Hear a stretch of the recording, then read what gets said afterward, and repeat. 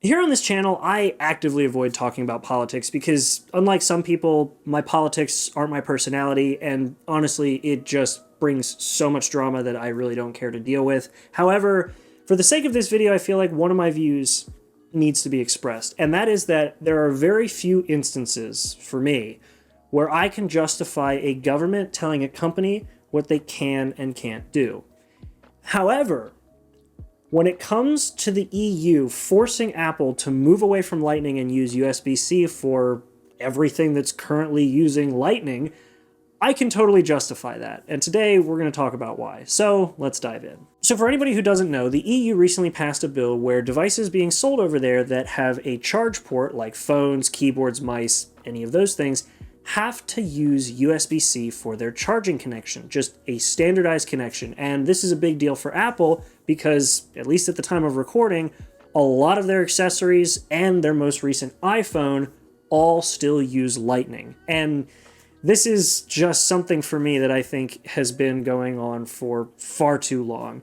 And, well, let's go back in time a little bit and talk about Apple's history with proprietary connectors, so that my reasoning for being okay with Apple being forced to use USB-C makes a little bit more sense. So back in 2003, Apple introduced the original proprietary connector for their devices, which was the dock connector, or the 30-pin connector. And this was introduced on an iPod where it didn't really make sense to throw 30-pin on there because it could have easily handled FireWire 400, which was the connection that was previously used on something like the original iPod. However, with the introduction of the 30-pin connector, you could now charge your iPod while also transferring data to it via USB, and of course you could still adapt it to FireWire 400, get the faster charging rates and the faster data rates, all with the same connector. And as the years went on, devices like the iPod mini began to show that the FireWire connector would have definitely been too big for something like this, and towards the end of the use of the iPods, you saw things like the Nanos getting thinner and thinner and basically having just enough space for that 30-pin connector. So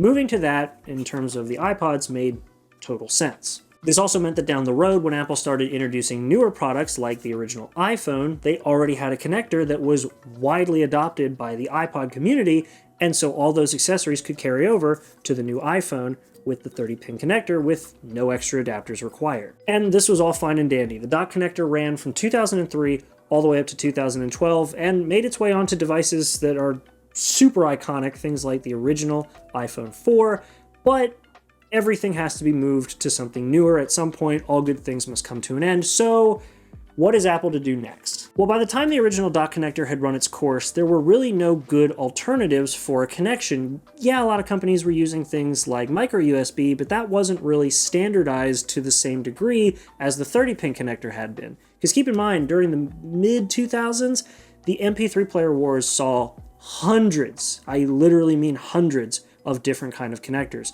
Samsung made a new connector for every MP3 player they produced. Sony literally just put a USB stick on the end of one of their MP3 players, and every company had their own proprietary standards. So Apple wanted to continue what they had done before, make their own standard that would be universal across their lineup. Enter the Lightning connector.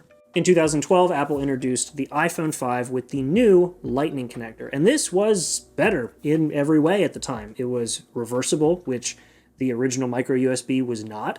Actually, micro USB just isn't, period.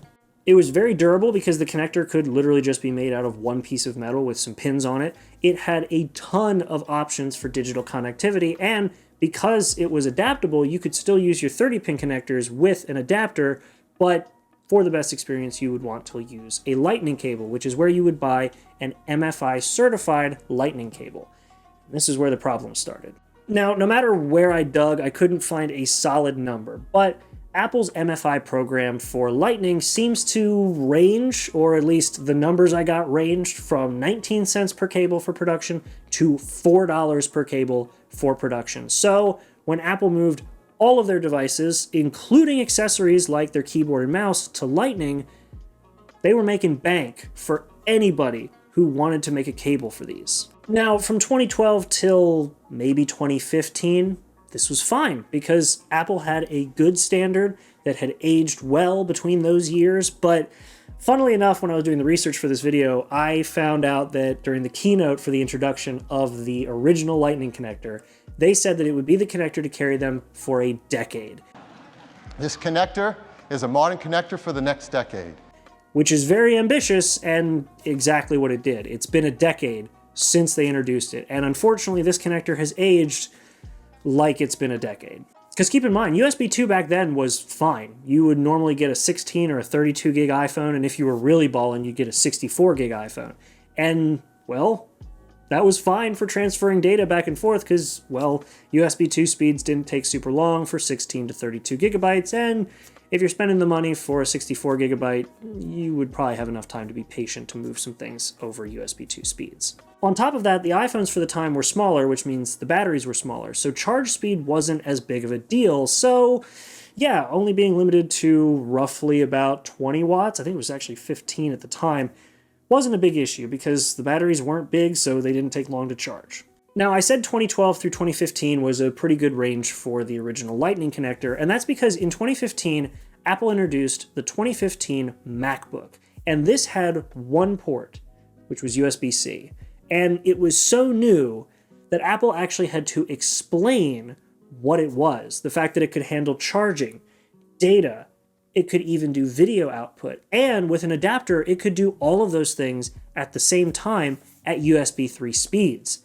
That was incredibly impressive for the time, and once we got the MacBook Pro, we had Thunderbolt running through USB-C. So for a lot of people who were paying close attention to USB-C's advancements at the time, it seemed like Lightning was probably on its way out. But then the next iPhone came out and it still had Lightning. In fact, even the iPads and all of Apple's accessories were still using Lightning.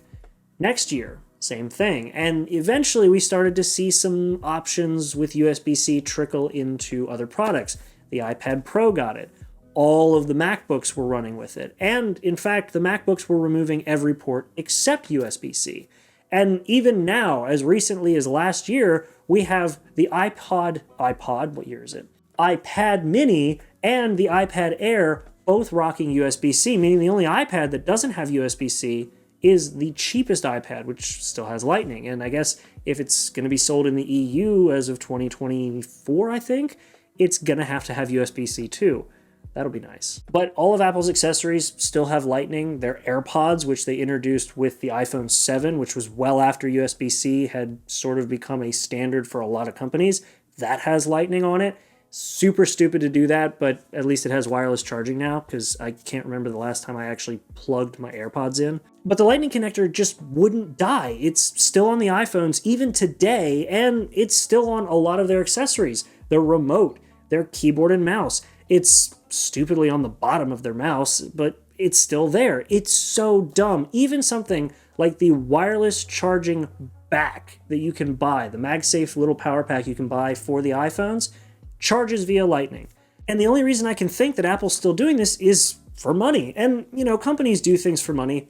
They're a company. That is what you'd expect. But the fact that people are still arguing that Apple could potentially make Lightning better is just dumb. They're not going to make it better because they have no incentive to. Now they do, because the EU is a huge market for them, and if you've got to put USB-C into devices that are being sold over there, and Apple wants to continue to sell over there, they've got to do it.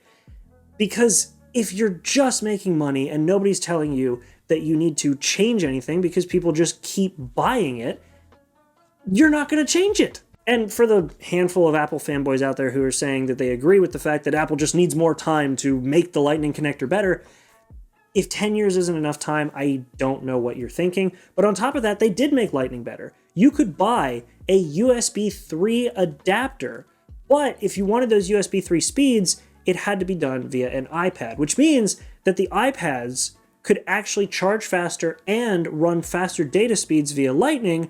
However, it doesn't matter on the iPhone because those are still USB 2 speeds. And it's just infuriating the fact that they're implementing USB-C on the other end of their USB 2 speed Lightning connectors just so that you can connect your iPhone up to their new faster USB-C charging bricks or to their MacBooks that are exclusively using USB-C.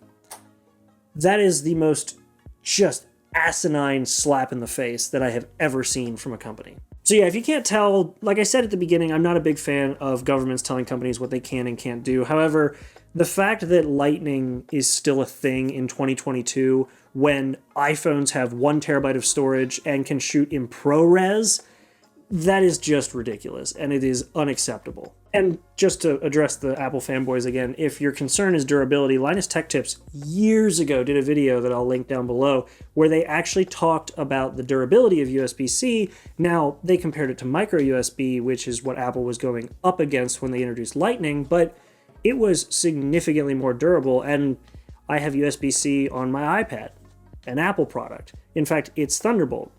Can you imagine Thunderbolt on an iPhone? I've probably said that already, but I'm just starting to get really frustrated because it's so dumb that we still have Lightning. It's durable. I've had no issues with it. In fact, I can probably count on one hand when I used to work at Best Buy how many times I would see a broken Lightning connector, and most times it was because somebody was dumb enough to try to shove a micro USB, which I don't get it, but they tried to shove a micro USB connector in there, but it's just... Overall, I think that while Apple, in a lot of ways, is very creative, the Dynamic Island was an extremely creative use of a camera cutout, and they can be very forward-looking. The advancements that smartwatches have made when it comes to the original introduction of the Apple Watch and how every company then had to scramble to match that standard on the first generation Apple Watch. Apple is one of the smartest companies out there in so many ways, but they are also so greedy that there are certain things that they do that just are so dumb. And the fact that they have held on to Lightning for a decade at this point and not even advanced the speeds and have basically kneecapped their best phones because of the connector is just dumb.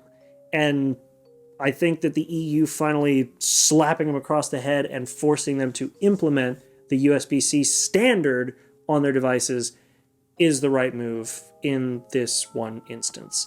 Either way, I know this is a bit of a ranty video, and I thank you all for sitting through it. I just got more and more frustrated the more I did research, because everything that I saw about all these devices that Apple's currently making that implemented USB-C, and then they just wanted to keep making money on the MFI standard with the iPhone and all their accessories, just got me so heated.